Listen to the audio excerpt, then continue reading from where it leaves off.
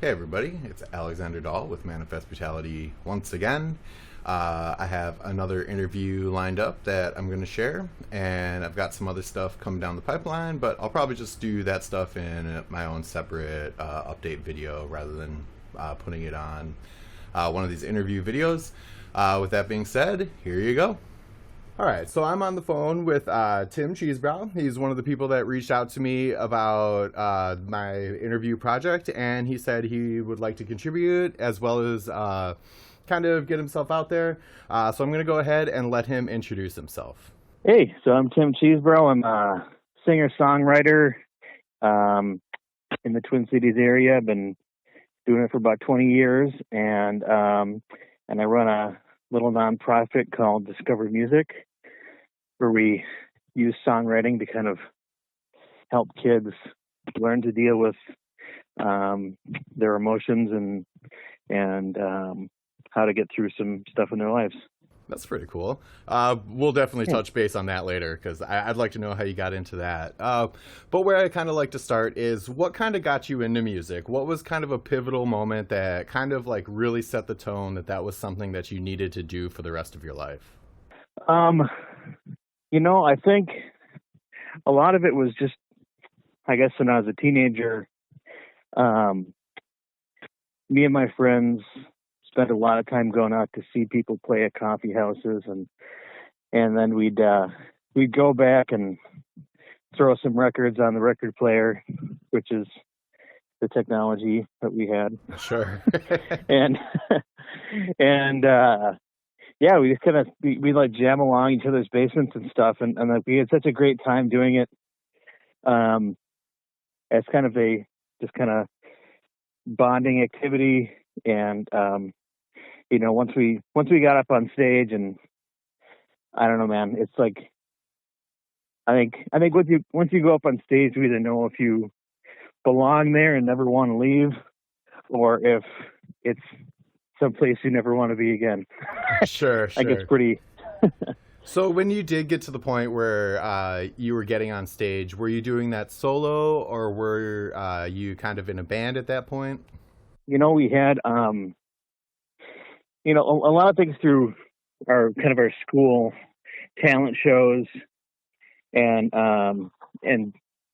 events like that, and we had a spot with the White Bear Lakes Market Fest.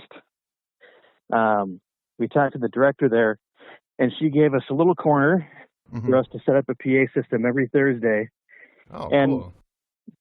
and it's great because the festival is attended by 10 to 20,000 people a weekend, Hmm. and so we got really comfortable playing to a crowd, um, kind of learning what people like, what they didn't like, and I think we did that stage there for 7 years, I want to say. So 7 years every Thursday, all summer long, That's cool. and that really helped us get our stage legs. So when you were in high school, were you in like concert band or choir or anything? Yeah, it's concert band and jazz band. I played euphonium, which is Oh, like a little nice. tuba, Sure, sure. and uh, and bass trombone. Awesome. So once you did get out of high school and once you kind of moved past that little festival circuit that you had, um, how did you take your first step into like the greater music community in Minneapolis? Did you start playing like little local shows, hitting the bar scene, and kind of what was your ambition and the direction that you wanted to go in? Um, I think like college and recently after, we were kind of doing the bar circuit. Hmm. I was with a band at the time. We were called the Echo Union, kind of an alt rock. I don't know, like Pearl Jam meets Incubus kind of thing. Oh, cool.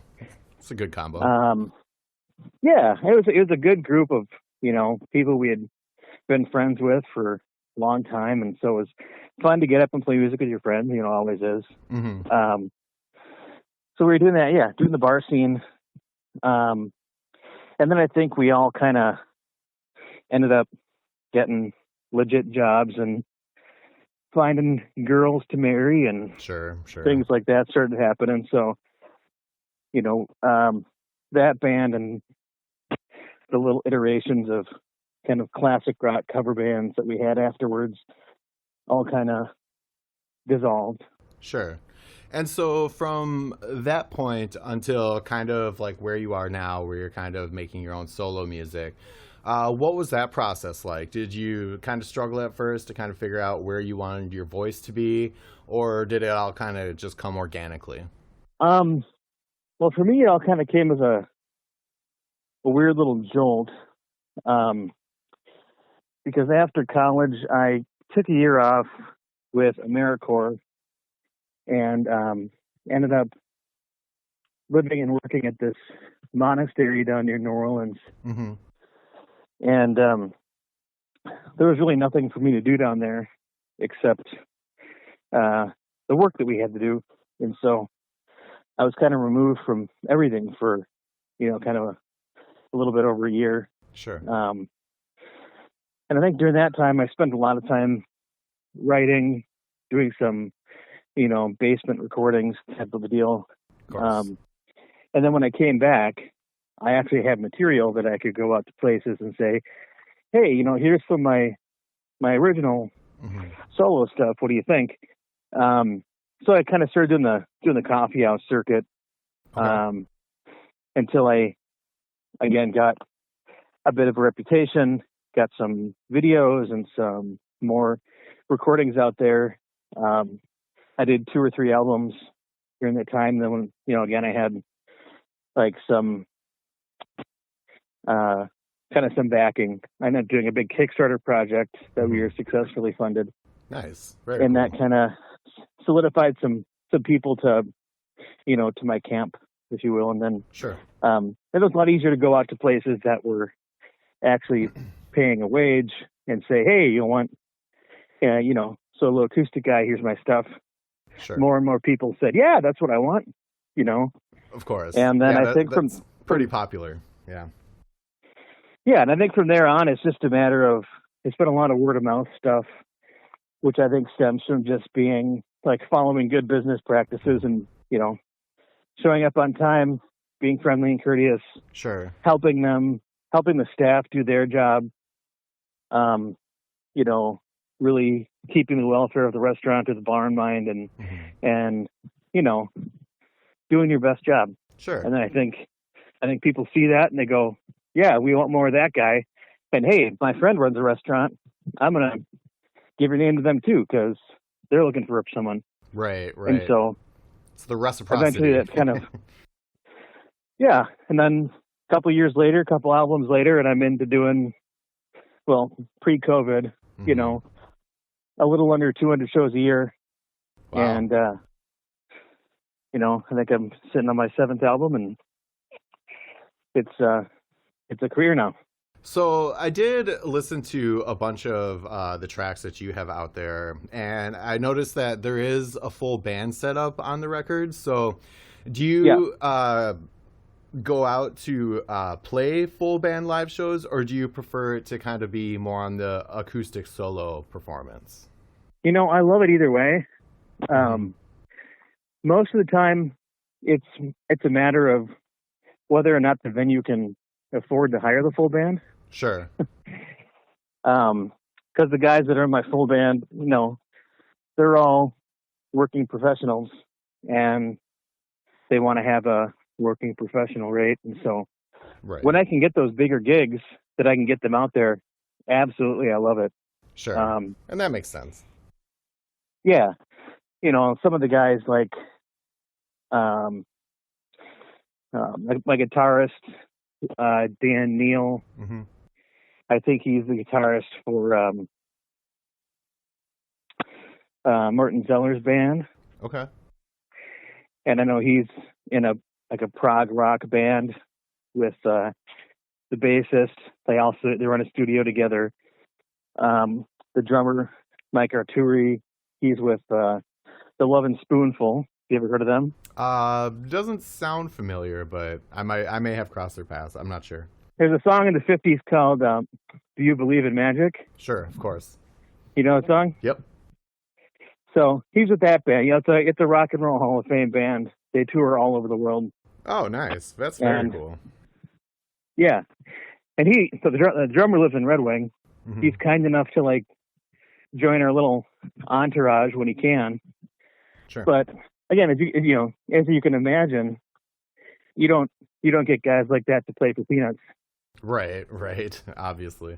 That's a good lineup, though. That's very cool. So tell me how, like, moving through that career path also kind of opened you up to the community outreach program that you do. Well, I kind of saw a need in schools. I saw that music programs are kind of being defunded, you know, everywhere. Mm-hmm. And this was 10 years ago now.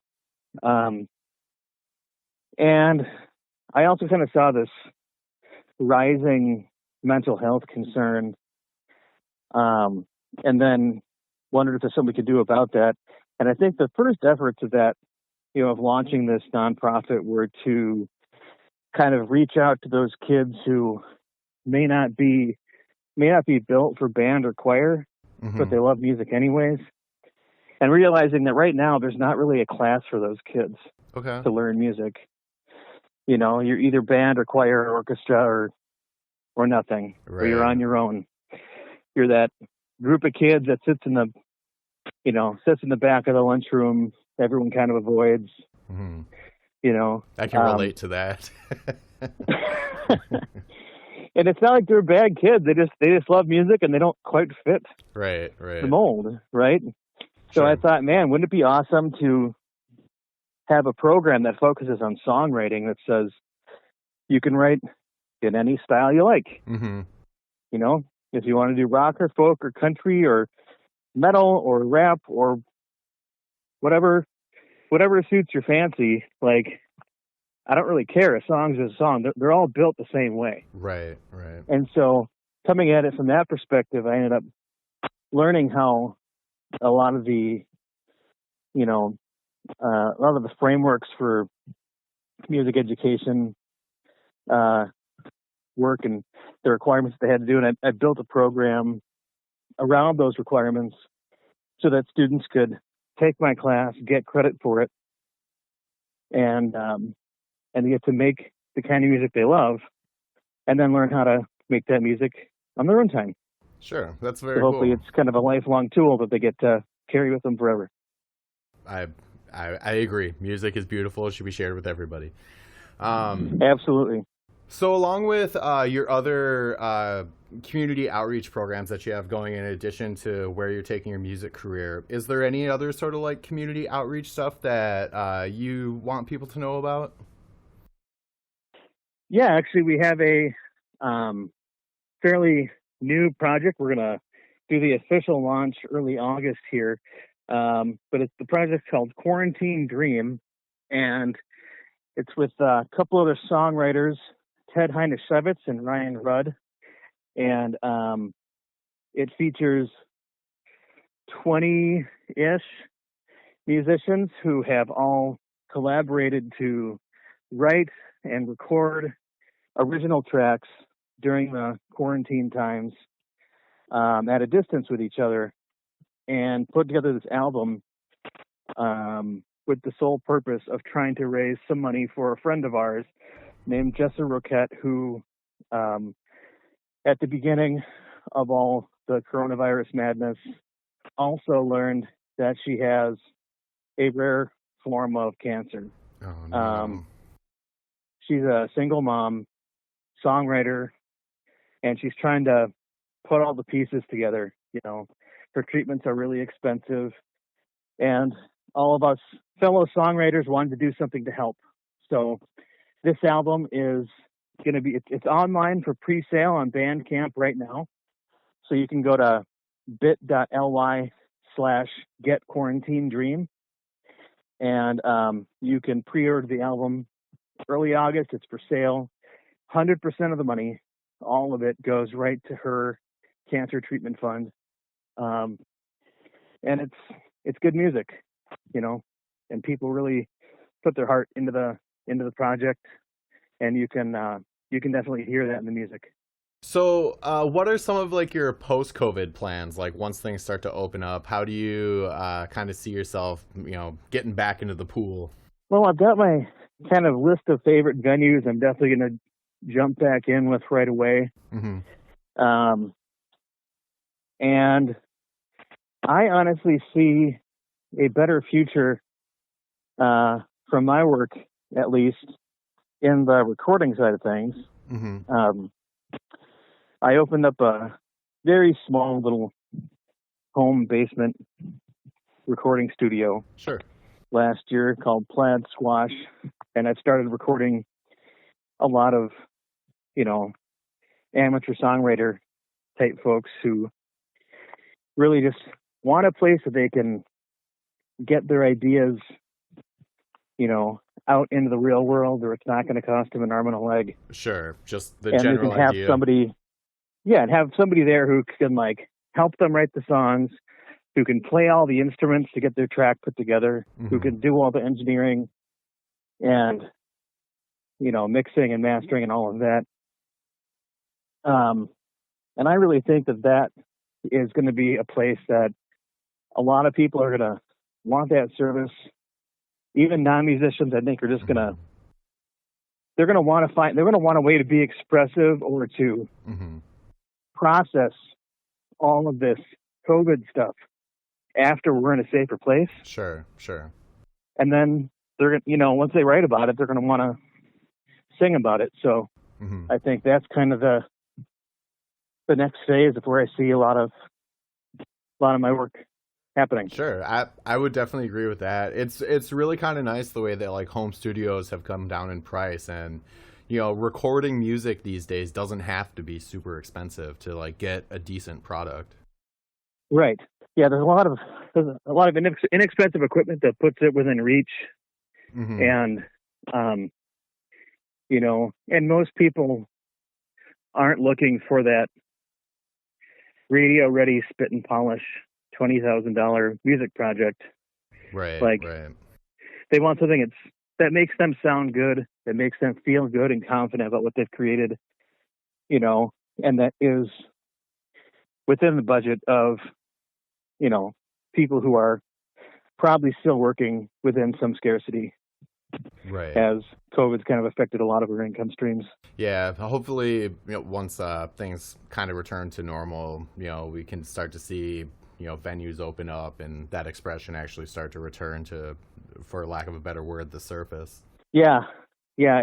It can't come soon enough, man. Right.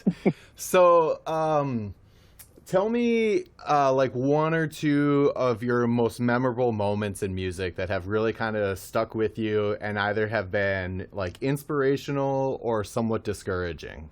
You know, I'll go with inspirational first. Okay. Um, and I'm gonna kind of actually split this into two short stories. They both involve um, meeting some kind of celebrities. One being a guy named Pierce Pettis, who Hmm. he's a Nashville writer. He's most well known for having written some of Garth Brooks' '90s hits, Okay, sure. um, which, as you can imagine, put him on the top of the heap for quite a while. Hmm. Is in terms of being a songwriter, but he does his own solo circuit. I think he's been actually doing it with his daughter now. I ran into him at that monastery. He did a concert for the brothers and the students, and I ended up talking with him for about an hour, maybe a little more afterwards, about what being a career songwriter was all about. And Hmm. not only was he just like a very solid, awesome human being, he was also very real.